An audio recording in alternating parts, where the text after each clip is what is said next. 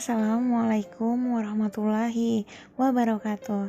Salam hormat, salam santun, salam penuh cinta untuk semua. Jumpa lagi bersama aku, Queen Navy Lovers. Hai Peners, apa kabarnya malam ini? Semoga selalu sehat dan bahagia pastinya. Peners, malam ini aku akan bacakan puisi lanjutan cerita ini di part kedua, dan ini cerita pendeknya. Peners, izinkan aku cerita dari awal dulu dan bagaimana aku bisa mendapatkan puisi ini dan kenapa alasannya aku membacakan puisi ini nanti, dan boleh dilihat di part kedua ya. Terima kasih. Beberapa tahun yang lalu, saya mengenal seseorang ibu yang pada saat itu kita sedang ada kerjasama dalam sebuah proyek yang cukup besar yang pada saat itu harus kita kerjakan. Karena kedekatan kita,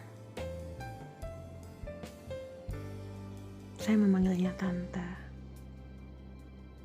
Iya, Tante. Beliau itu seorang wanita karir, single parent, hanya mempunyai satu orang anak, bekerja di sebuah perusahaan, dan aktif juga di berbagai organisasi lainnya. Karena kerjasama itu, kita sangat dekat sekali. Singkat ceritanya, dari tahun ke tahun, kita masih tetap berkomunikasi. Tapi mendekati tahun belakang dan menjelang pandemi, di mana pandemi ini lebih kurang sudah masuk ke 7-8 bulan. Saya lost contact dan hilang komunikasi pada saat itu. Karena memang pada saat itu saya harus berpindah-pindah ke beberapa tempat karena pekerjaan saya. Dan beberapa hari yang lalu, menjelang sore, tiba-tiba HP saya berbunyi. Pada saat itu saya lagi ada meeting yang kita sedang fokus pada pembahasan, hingga saat itu saya belum bisa untuk menerima panggilan itu. Dan saya pun berpikir, wah, ada Tante X. Maaf ya, Veners. Di sini saya memang tidak menyebutkan nama. Kita anggap saja namanya Tante X untuk menghargai privasi beliau. Dan di situ saya berpikir bahwa, wah, Tante X telepon nih. Seneng banget ada proyek lagi yang akan kita kerjakan. Akhirnya setelah meeting selesai, saya pun kembali menuju pulang dan sampai ke rumah. Setelah bersih-bersih dan istirahat di kamar, tiba-tiba telepon saya berbunyi lagi.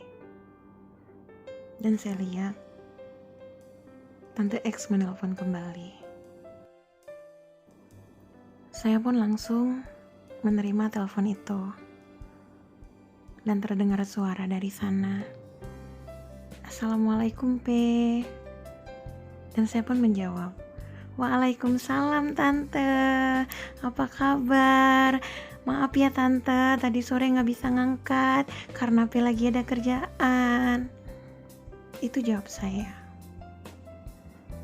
Tante pun terus menjawab kembali, gak apa-apa, P. P apa kabarnya sekarang? Semoga P selalu sehat ya. Saya pun menjawab kembali, Alhamdulillah Tante, P sehat. Mudah-mudahan juga Tante sekarang ini masih beraktivitas seperti biasa. Dan mohon maaf karena kita udah lama banget gak berkomunikasi. Kembali suara terdengar dari sana. Tante pun menjawab, "Tante sudah tidak aktivitas lagi, V."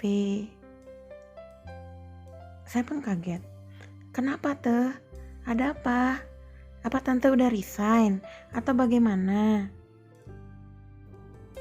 Tante X pun menjawab, "Tante sakit, P." Dan saya pun kaget. "Tante sakit? Sakit apa, Teh? Sejak kapan Tante sakit?" Lalu Tante X pun menjawab lagi, "Tante kena stroke, P. Tante udah gak bisa bergerak lagi. Tante sekarang sudah terbaring di tempat tidur. Dan Tante sudah gak bisa berbuat apa-apa lagi. Jangankan untuk berjalan, untuk makan pun dan minum, adek yang menyuapi." Jujur, Penners, saya benar-benar kaget. Saat itu benar-benar terdiam. Masya Allah, Allahu Akbar. Sekian lama gak berkomunikasi, mendapatkan kabar yang seperti ini sangat sedih dan miris sekali. Dan saya pun menjawab lagi, "Tante, mohon maaf, P gak tahu kalau Tante sakit. P baru tahu ini, baru dengar dari Tante." Tante pun menjawab lagi, "Iya, P, gak apa-apa. Kamu tahu gak, adek itu dapat beasiswa ke Cina, dan kemarin sudah sempat ke sana." Di satu sisi, Penners, ada kabar yang sangat miris sekali. Di satu sisi, ada rasa bangga ketika mendengar anak Tante X berhasil hingga dapat beasiswa ke Cina. Di sisi lain juga saya mengucapkan ke Tante, "Tante, selamat ya, adek udah berhasil mendapatkan beasiswa. Mudah-mudahan bisa meraih mimpi apa yang adek cita-citakan." Tante pun menjawab, "Iya, P, amin. Tapi adek sekarang udah kembali lagi ke Indonesia karena gak ada yang jagain Tante." Terdengar itu, rasanya gak sanggup mendengar itu. Adek harus pulang. Siapa yang jaga Tante di sini? Cuman adek yang bisa jaga. Sedangkan keluarga-keluarga yang lain, yang dulunya semua dekat, bisa berkumpul, bercanda. Sejak Tante sakit, semua hilang. Semua gak ada yang datang. Lalu, saya pun mencoba untuk menenangkan Tante. Tante yang sabar ya. Tante yang kuat. Tante yang tegar. Tidak usah berpikir apa-apa. Mungkin keluarga terdekat Tante semua lagi banyak kesibukan. Nanti juga kalau mereka sudah gak sibuk lagi, insya Allah mereka akan datang ke rumah Tante." Tante X pun menjawab, "Iya, P, gak apa-apa." Tapi saya pun sangat mengerti, Penners. Saya pun paham jika pun Tante menjawab, "Iya, P, gak apa-apa." Itu hanya sekedar dia mencoba untuk menenangkan dirinya saja. Padahal saya tahu hatinya sedang sakit, hatinya sedang terluka. tapi dengan kondisinya yang sudah lemah, tidak bisa berbuat apa-apa. Dan tidak lama dari situ, Tante X pun bilang, "P, beginilah kalau kita sudah tidak bisa berbuat apa-apa. Beginilah kalau kita tidak ada gunanya. Semua orang tidak akan peduli lagi dengan kita. Jangankan untuk datang ke rumah, untuk nelpon pun tidak. Dan ini khusus keluarga terdekat." Ya Allah, sedih banget rasanya. Lalu, saya pun tetap meyakinkan Tante. "Tante sayang, pokoknya Tante gak boleh sedih. Masih banyak yang sayang Tante, masih banyak yang cinta Tante. Dan ada Allah di sini yang selalu menjaga Tante. Ada adik juga yang udah bela-belain pulang dari Cina demi menjaga Tante di rumah. Dan Tante, P juga minta maaf karena sampai sekarang P juga baru tahu, dan karena kita berbeda kota, P juga belum bisa untuk menengok Tante."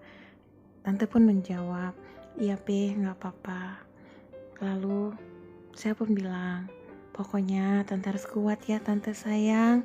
Harus semangat, Tante harus sembuh, gak boleh banyak pikiran. Terus berobat, rajin minum obat.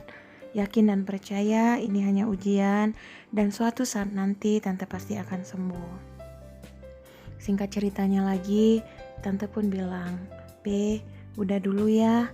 Tante udah dengar suara P, Tante udah tenang. Sekarang Tante udah mau istirahat." Singkat ceritanya lagi, "Oke, baiklah Tante, Tante istirahat, tidur yang nyenyak, jangan lupa minum obat, jangan banyak pikiran." Lalu Tante pun pamit, "Assalamualaikum P." Saya pun menjawab, "Waalaikumsalam Tante, semangat terus ya." Percakapan pun berakhir. Dan Peners, dari percakapan itu, malam kemarin, telepon saya pun berbunyi lagi. Saya pun melihat Tante X pun menelpon lagi. Saya pun cepat-cepat mengangkatnya karena khawatir ada apa-apa. Dari kejauhan terdengar, "Assalamualaikum P." Dengan lemas dan lesunya terdengar, beliau sepertinya menahan rasa sakit. Dan saya pun menjawab seperti biasa, "Waalaikumsalam Tante. Apa kabar Tante hari ini? Insya Allah udah lebih baik ya." Tante X pun menjawab, "Insya Allah P. Insya Allah doain. Semoga masih ada kesempatan Tante untuk sembuh." Benar, seperti ada kekecewaan dan keputusasaan di situ. Jujur, saya gak kuat dengarnya. Dan Tante pun melanjutkan ceritanya, "P lagi sibuk gak? Tante ganggu gak?" Dan saya pun menjawab, "Enggak Tante, P lagi istirahat, lagi gak ada kerjaan." Walaupun Peners, pada saat itu saya lagi mengerjakan yang memang pekerjaan saya sedang dikejar deadline. Tapi saya gak kuat. Saya siap mendengarkan cerita itu. Dan akhirnya saya bilang, "Tante kenapa? Tante mau cerita aja, gak apa-apa." Benar, Tante Ek pun melanjutkan ceritanya. "P, Tante sedih. Tante pengen seperti dulu lagi, bisa beraktivitas. Kangen juga dengan masa-masa waktu dulu pernah sama-sama. Bisa canda-canda, bisa saling cerita, bisa saling berbagi, bisa semuanya. Tapi sekarang Tante sudah tidak bisa berbuat apa-apa lagi. Gak bisa jalan. Cuman bisa terbaring di tempat tidur. Sedih rasanya. Lalu saya pun menjawab, "Tante, Allah itu tahu yang terbaik untuk Tante. Selalu berpikir positif dan berbaik sangka dengan Allah bahwa segala sesuatunya pasti ada hikmahnya dan ini adalah ujian. Yakin dan percaya bahwa Allah itu tahu yang terbaik." Terus Tante pun menjawab, "Iya P, mohon doakan Tante untuk kesembuhan Tante agar Tante juga bisa panjang umur. Amin." Nah, Peners, di situ ada rasa yang begitu menyayat hati. Gak tahu harus bicara apa dan mengungkapkan apa. Andaikan saya berada di posisi Tante, andaikan kita berada di posisi Tante yang tidak bisa berbuat apa-apa. Di akhir percakapan, Tante cuma bilang, "P, Tante ada puisi." Dan puisi itu dikirimkan ke WhatsApp saya. Dan di situ puisinya tentang usia. Dan mungkin Veners juga udah pernah melihat dan membaca kata-kata mutiara ini mungkin, yang beliau juga mungkin mendapat kiriman dari siapa atau mengambil dari mana. Nanti saya akan bacakan kata-kata tersebut yang saya rangkai dalam puisi. Di akhir percakapan Tante cuma bilang, "P, Tante kangen, doakan Tante. Tante izin istirahat dulu karena udah capek banget." Dan saya pun bilang, "Beristirahat Tante sayang, tetap semangat ya. Doain nanti, andai kata nanti P bisa ke kota Tante, insya Allah P akan ke rumah Tante." Peners, di akhir cerita pendek ini, saya meminta bantuan kepada semua Peners yang telah sudi sampai saat ini mendengarkan cerita ini untuk memberikan doa dan membacakan Al-Fatihah untuk Tante X agar beliau diberikan kesehatan, kesembuhan, kekuatan, hingga beliau bisa tegar untuk mempunyai semangat lagi. Dan tentu saja mohon doanya untuk Tante X diberikan usia yang panjang. Amin ya rabbal alamin. Nah, Veners, itulah sekilas cerita pendek tentang Tante X. Terima kasih yang masih setia, dan izinkan saya membacakan puisi dan bisa dilihat di part kedua. Terima kasih.